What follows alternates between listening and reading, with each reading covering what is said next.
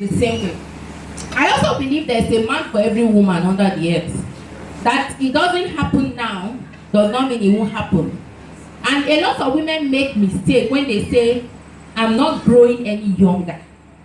And they just want to get married to whoever they find.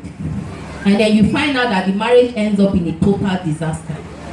It's always good for us to wait for God's own time. My son's name is God's time. So you know I must really believe in God's time to name my son that.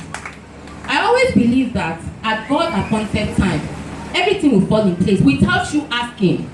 Do you know, without you praying for it, it will just happen. You can be praying for something, and you are looking. I'm in this church. I've been praying for this thing. I've been here for 2 years. It's not happening. One day, God will just send the Holy Spirit to bring it for you. Destiny is different. There are some things you might be asking God, and God has a time when He wants to give it to you. I will use some of our musicians as example. That Green, may he so rest in peace, had a lot of money, got fame. But I, for one, believe that all the fame he got them too early. He wasn't matured enough to deal with all that money. And that led to his death because he was drunk when he had an accident. If he was matured enough to handle that money, he won't go to the club, get drunk, and not have a sense to use a driver and drive himself and just kill himself like that. So sometimes when God decides, I want to bless you, but I want you to be matured enough to handle my blessing, don't go complaining. Just believe that God will give you that blessing at the appropriate time. Let's also talk about believing that it boils down to the fact that you won't also complain. You believe that you're blessed in the morning, you're blessed in the afternoon, you're blessed in the evening. It means that throughout your life, you're blessed. No matter what situation you find yourself, you're blessed. On the 13th of March, I had an accident. A serious accident. I was jammed by a trailer. And I believe you all know that in February, I sold a Jeep into the life of your pastor. And I decided to replace that Jeep. When I replaced it, I think the devil wasn't happy about it, that I gave your pastor a Jeep, and he decided to send a trailer to spoil that one.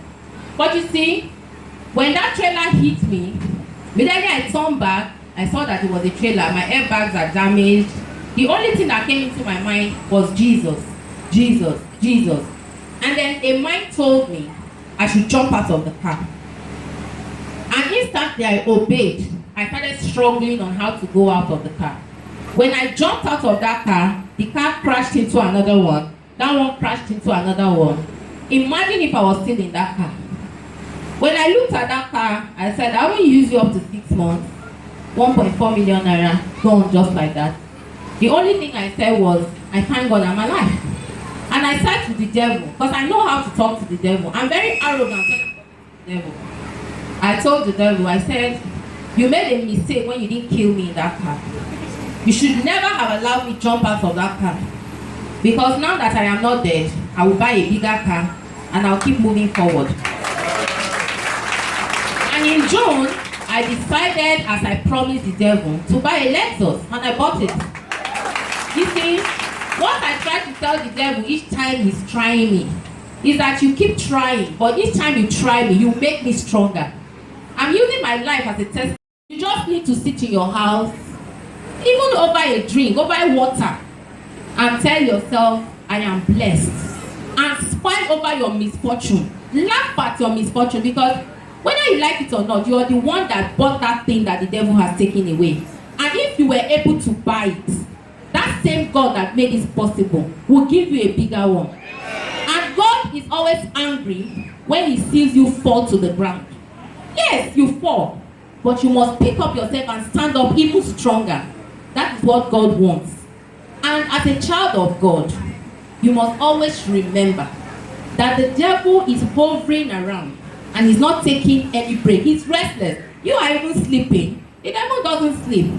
You sleep, you eat. The devil doesn't even have time to eat because he's looking for souls to drag to his hellfire with him.